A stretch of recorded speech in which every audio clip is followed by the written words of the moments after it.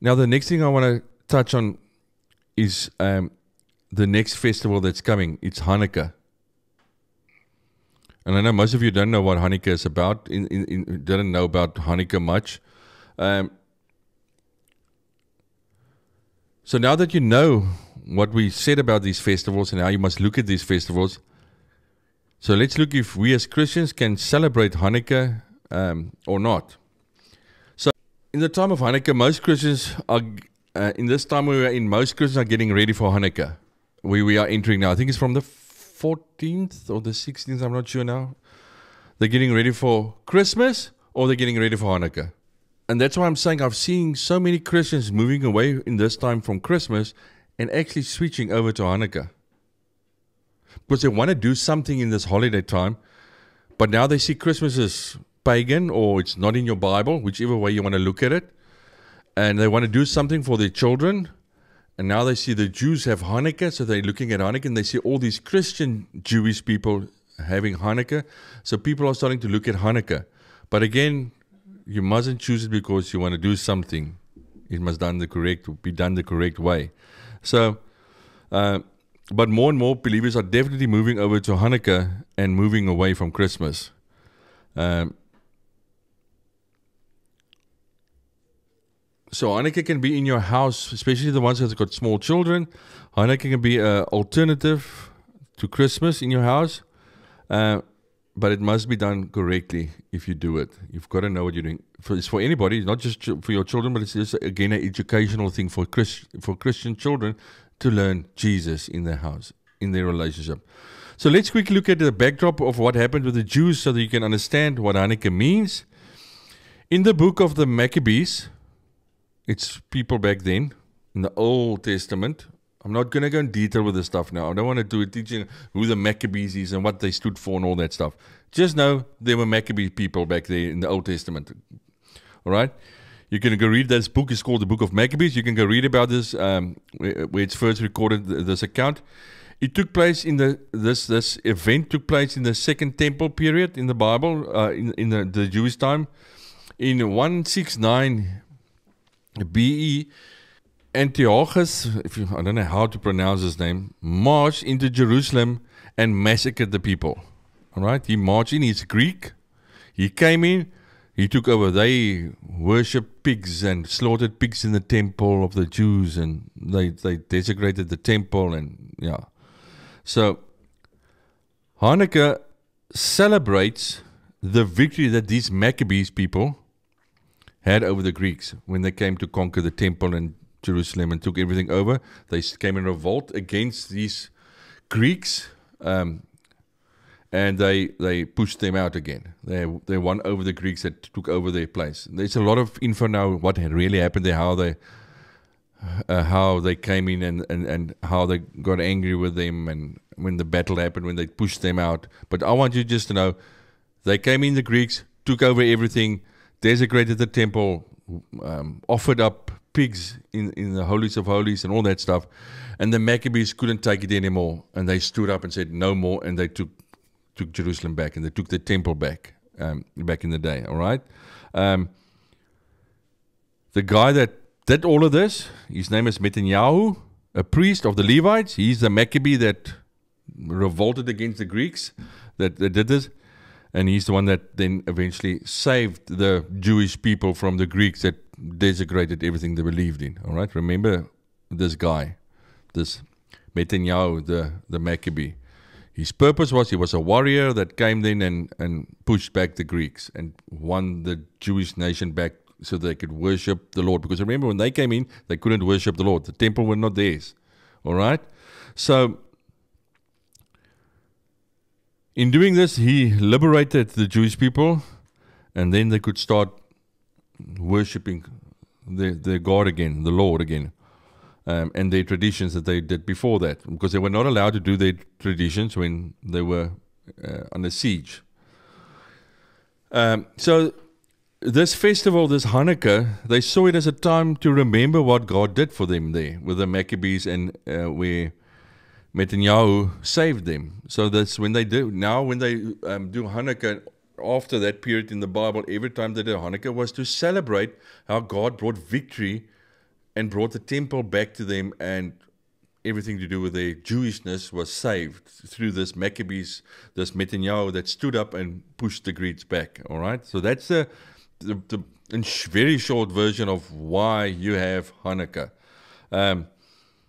They saw it as a time to remember what God did for them, and they praised Him in those times and those festivals. So it's a very joyous festival also because they praise Him for saving them. So, but yeah, we're not going to go into all that detail. You can go do your own research if you want to, if that's the thing you want to do. I just want to focus on the prophetic of the festival, not the info of the Jewish stuff that happened there, of this message. So, by these Maccabees taking back the temple, they could clean the temple, which was desecrated by the Greeks. They were able to clean it then after this, where they slaughtered the pigs in the temple and they disrespected God in the temple. So, in short, after this victory, they repaired the temple, everything that was broken, and they cleaned the temple, and they cleaned all the holy places and placed all the furniture pieces back to where they should be. And one of them was the menorah, this thing, the menorah. They placed that back to where it was supposed to be, because this was a very important thing for a Jew. All right? So they placed it back to where the menorah was to place. And they obviously from there on they want to do their priestly services like they normally do. So they had to get the place in order to do their priestly services at the temple.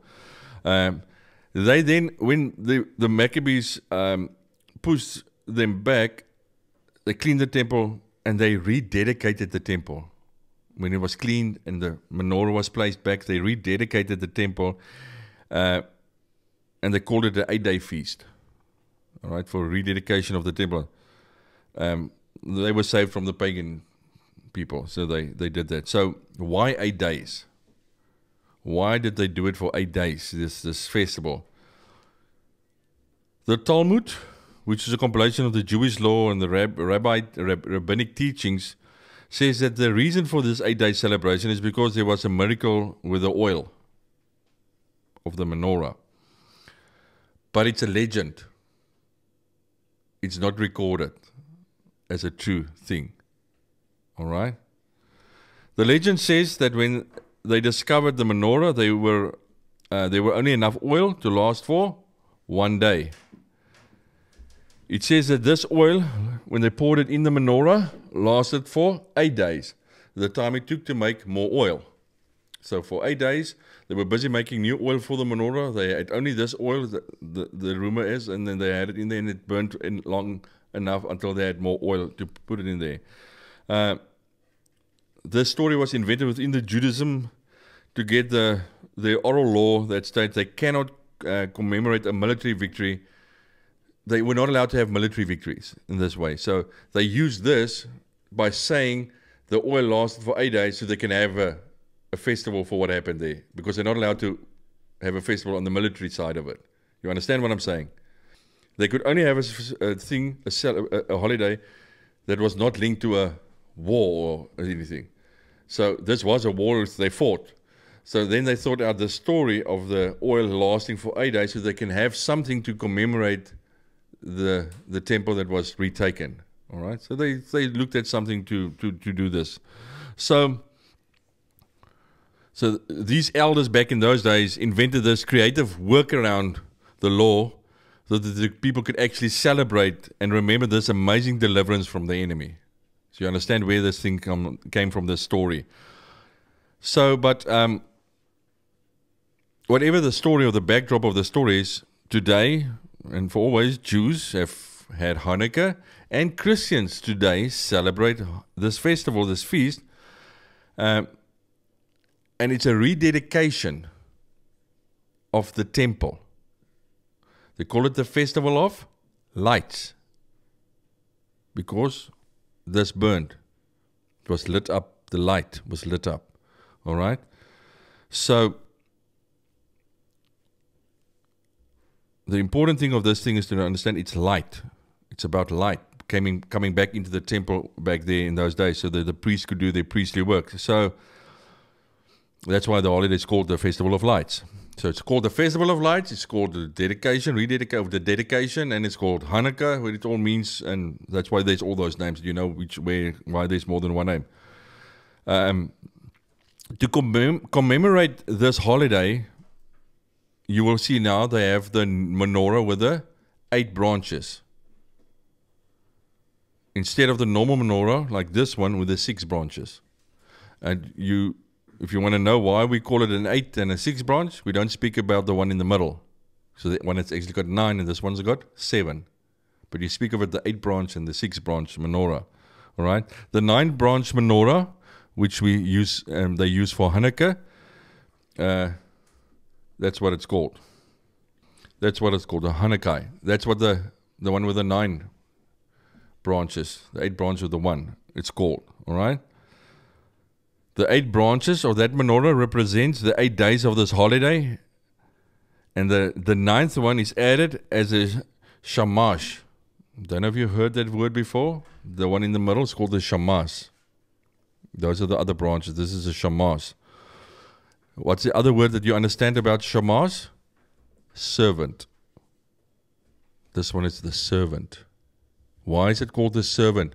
Because in the menorah back in those days, if they poured the oil, they would pour the oil in this one, and it will flow in and it will fill them all up. It's actually Jesus. And these are all us, the 6th man. He fills us with His Holy Spirit, the oil. There's a lot of meanings we can go. That's just one of them. That's why this one is the servant. He was the perfect servant. That's why we've got to be servants today. All right? But so you know, if you hear the word shamash, it's the servant, it's the middle one. And same with the 9 branch menorah, it's the same thing. All right? The same with the temple menorah, this one in front of me, at the 6 branches, where the symbol is the shamash, the servant candle. We know the 6 speaks of man, the 7th is Jesus, who flows into us. 7 speaks of perfection, because when He flows in us, perfection comes. There's a lot of things we can say about that. That's not what this teaching is about. So what is this speaking of, spiritually, this whole Hanukkah? You've got to understand this Hanukkah. So when you go home tonight, or you can actually tell your wife or your husband or your friend what is Hanukkah and why you can or cannot do it, or why you want to or do not want to do it, because you understand the spiritual meaning of Hanukkah.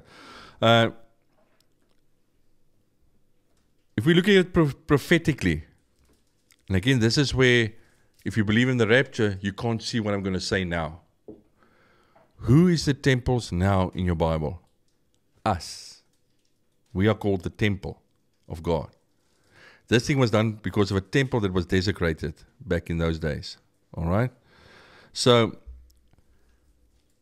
even today, as back then, these temples get attacked by the things outside, things that happen, and there's stuff that happens with us, with these temples today.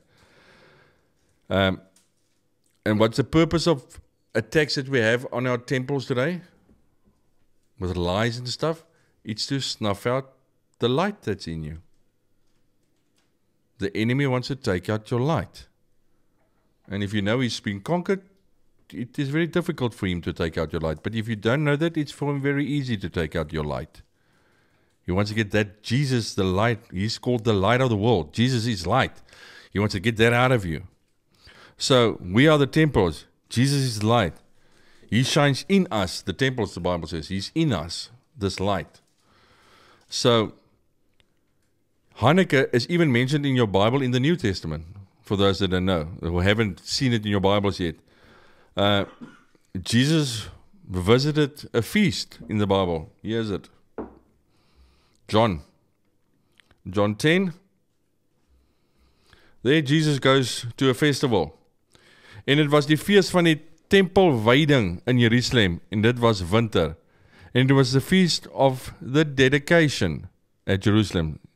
I'm going to read all of them. You see there, look at the last one. Then came Hanukkah. It was winter in Jerusalem. So in John 10, Jesus deliberately went to this festival, Hanukkah.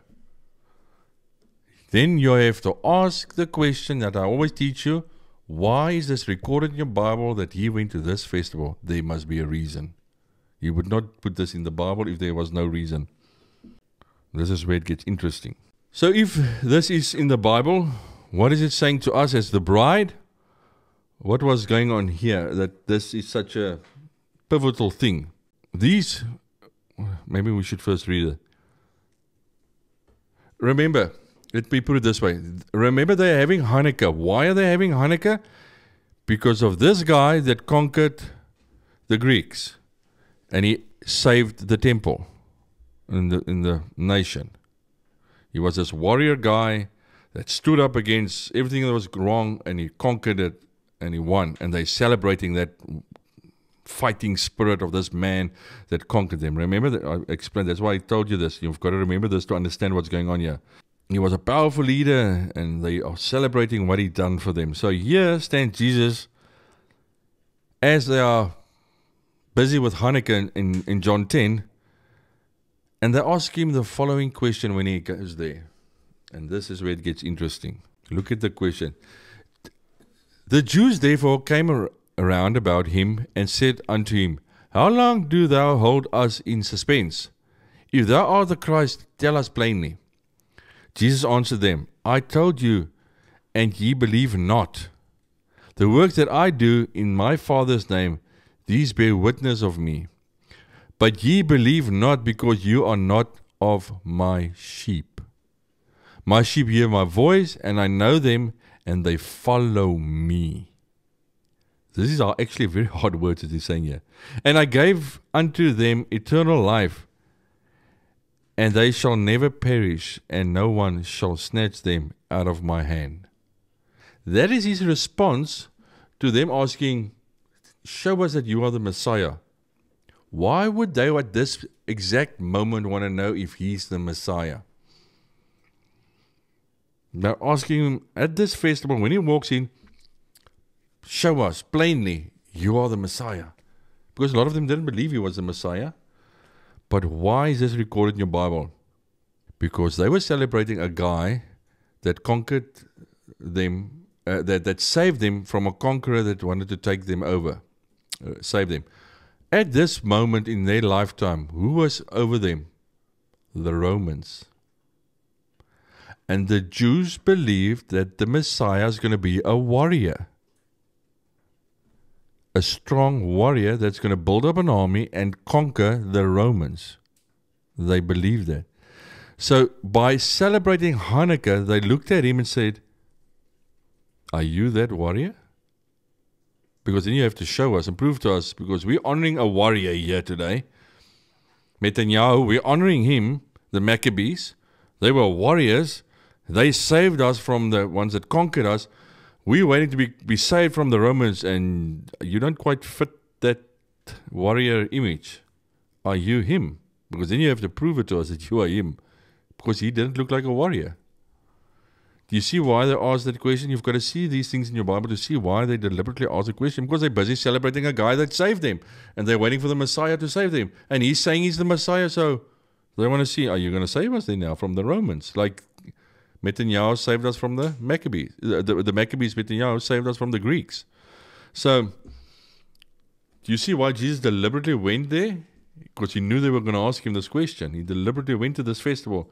Not just to do the festival, because he wanted this thing to happen, that they asked him this question. Unfortunately, we have the same problem today. Just like today, people don't believe him, what he's saying. Same as back then. They don't believe his next coming the way it's coming. They believe in other ways. Just like they wanted there.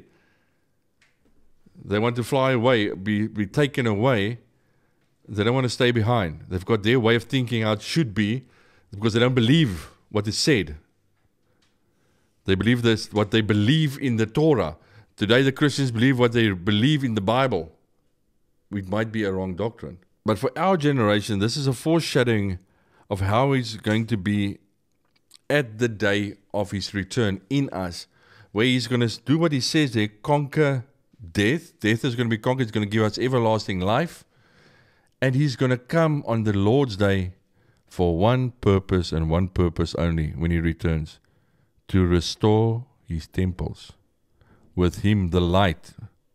He's going to rededicate us, the temples, on the seventh day in the fullness of him. That's what Hanukkah should mean for you and me. So when you want to celebrate Hanukkah in the place of Christmas, that's how you can, if you want to, celebrate it. Knowing there's going to come a day when Christ in us, the hope of glory, is going to manifest, and His light is going to shine in us to the fullness to restore the temples, like it happened back in Hanukkah. That's what the prophetic means. Otherwise, you have it just because of the oil in the thing, but it must be a spiritual thing in it. So, also, this candle that they use, the 8 branches with a Shema in the middle, we know, yeah, I've got it here. 8 means new beginning. We all know that's what 8 means by now, hopefully.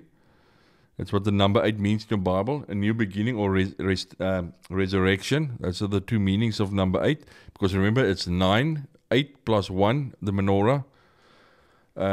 9, that's the meaning of 9, divine completeness from the Father, gifts of the Spirit, and harvest. That's everything that's to do with 9, with this, if you want to use this menorah.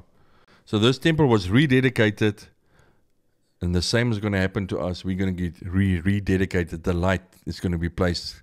The menorah is going to shine through us to bring divine completeness. The 9.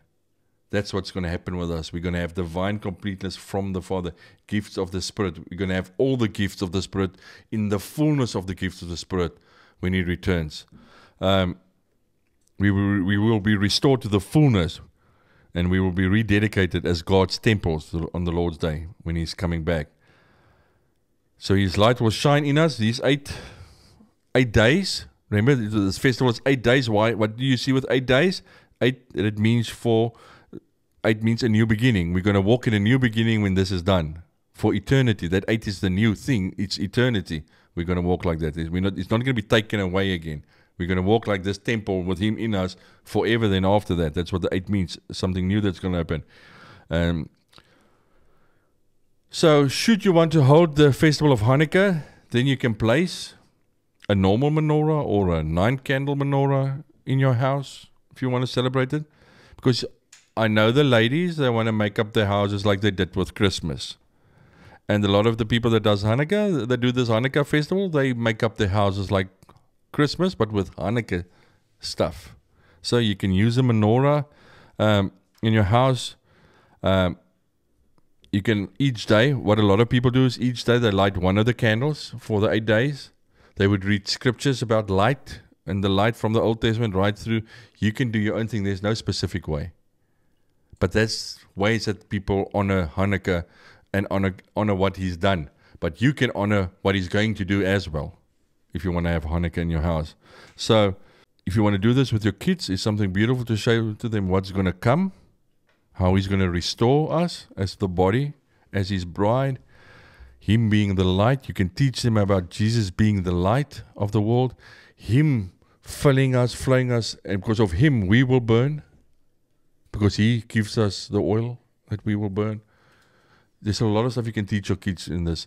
If you want to rather do that than Christmas, because there's a lot more Jesus in that than there is Jesus at the moment in Christmas. And anyway, Christmas is not about His birth at all. It's a lie. Sorry if you didn't know that. It's not in your Bible. It's not even the date correctly, and it's not this festival, and there's no presents in the Bible. There's nothing like that. It's all lies. My favorite verse is this one. Those that know me for a long time knows this is my favorite verse.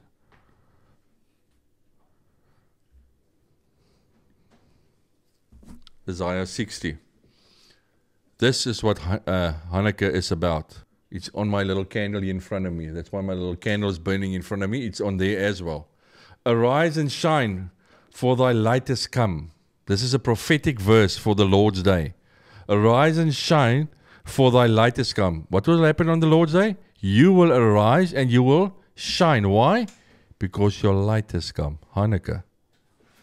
And the glory of the Lord is risen upon thee. How? This light. For behold, the darkness shall cover the earth. That earth, please, it's not just the earth here, the round ball. You are also the earth. We're made out of dust. It's prophetically speaking about man, earth. We are made out of dust, out of the earth. So darkness will be on man, and it will be on the earth, the physical earth. and gross darkness the people, but the Lord shall arise upon thee, and his glory shall be seen upon thee. The Lord's glory, his light will be seen in the bride on that day. Hanukkah, the light coming back. So I want to give you a verse to show you what you can do with this if you want to have Hanukkah in your house and not want to do Christmas. If you want to do Christmas, you do you. I don't care.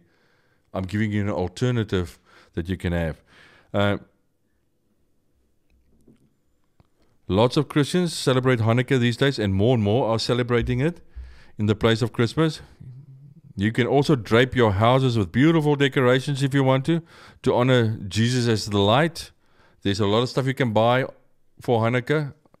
You can make your house, I mean, there's a lot of stuff you can buy. You can look like Christmas your house, actually, with Hanukkah stuff, because they do it deliberately to celebrate that's what happened. And we can do it to celebrate what's going to happen, because we are excited to know one day we're going to arise. There's going to be a body that's going to arise and shine with the light inside of them, and they are going to save the world. He's going to do it through them. So you can honor that by doing Hanukkah then. And remember, if you should choose to do Hanukkah, it must be celebrated for what it means prophetically, like I said so many times tonight, for what's to come, and done out of your relationship with him and not out of Jewishness. Don't do Hanukkah because Jews do Hanukkah. Understand why it's recorded in your Bible, what it means and what it means spiritually, then it becomes something beautiful to do. All right? But we are the temples. On the day of the Lord, he's coming. The light is going to come. And it's going to take all the darkness out of all of us. If we're not here, the ones that's here, our children or our children's children, whoever, what generations on the earth, all the light will come. And when light comes, all darkness will be gone in us. Because we all still have darkness in us. But that light's going to be the fullness of him that's going to come in us. We carry Christ in us, the hope of glory, but we don't walk in the fullness of that yet. But on that day, he's going to ignite that thing. He did it in Matthew 17 with himself. When he was on top of the mountain, he got glorified and he shone like a literal light. It says even his clothes turned white, like it was shining. That's actually Hanukkah. Glorified, the light shining that was actually visible outside of him. It happened with Moses. When Moses went up the mountain, the Lord said, I'm going to go past you. I'm going to move past you. Go hide in the rock. Why was he hiding in the rock? It's Jesus. He is called the rock. So he was standing in Jesus and the Lord went past him. And he showed him who he is. And when he came down the mountain, his face was shining like a light bulb. He had to cover his face because he was blinding people. And it slowly went away. Here comes Jesus and he gets glorified in the fullness and shows this is what it's going to be. That was a foreshadowing of Moses. Jesus comes and shows this is how it's going to be one day. And he starts shining. I don't believe in the Lord's day we're going to shine like that, but we're going to shine like that inside. Because if we shine like that outside, I think the people are going to run away. But that's how it's going to be in the spirit. We're going to glow inside. He's going to be, the fullness of him is going to be inside of us. And that's what it's about. Because when he showed that, he went to the cross. Just after that. Because he revealed what's to come. A glorified, 100% human being glorified. And he showed how that's good. And remember when he got out of the grave, he walked in that glorification. He walked through walls. He can eat, but he doesn't have to eat. He showed what that body, that new body can do. But today we believe we're going to have that body in the heaven. The people believe that. No, we're going to have that body here on the earth. The bride. That's going to be their body with the light burning inside of us. So Hanukkah is something beautiful that you can do. Choose to do it or not do it, your choice. If you do it out of relationship, please make it something beautiful. Teach your kids if you want to use it. In the place of Christmas, if you want to do that. If you still want to do Christmas, do Christmas. If you want to do Jesus' birth, because I know that's what the first thing that everybody tells me. No, I do Christmas because we celebrate Jesus' birth. But sorry, it's not. It's a lie. It's not in your Bibles. And it's actually totally the opposite in your Bibles, what's written about the birth. It's nothing like it was portrayed in Christian. It's actually a lie. So let's do something then rather to help our children understand him and what he's doing in us. And that's why Hanukkah can be celebrated in December. as a festival. Like some Jewish people give presents for Hanukkah even. There's some that do that. So they still want to give their children something, and then they do it in the Hanukkah to rejoice what the Lord has done. Nothing wrong with doing that. But one of the big reasons I see why a lot of Christians are moving away from Christmas is because it became about money. The whole focus is about what are you buying? What are you going to get? The material stuff, and not about the birth of Jesus anymore. Let's face it, most Christians don't care much about the birth of Jesus when it comes to Christmas. They care about what present they're going to get for Christmas. That's where we are. You can sugarcoat it any way you want to. When you grew up, you didn't think much about Jesus' birthday. You just want to know what present your mom and dad are going to buy you for Christmas. That's what it became, and it's for the children and the grown-ups these days. But here you can still give presents and honor it, but you must understand, and that's why there's so many beautiful verses about light that you can do each day of Hanukkah. When you at evening, when you have dinner, there's a way in that time you can light the next candle and say something or not say something. How you want to do it, it's your choice. We're not under a specific way of doing it. We're in a relationship. A relationship means each one do it on their own. None of our relationships with our wives and husbands and stuff is the same. That's why it's called a relationship. It's different. Each one can do it differently.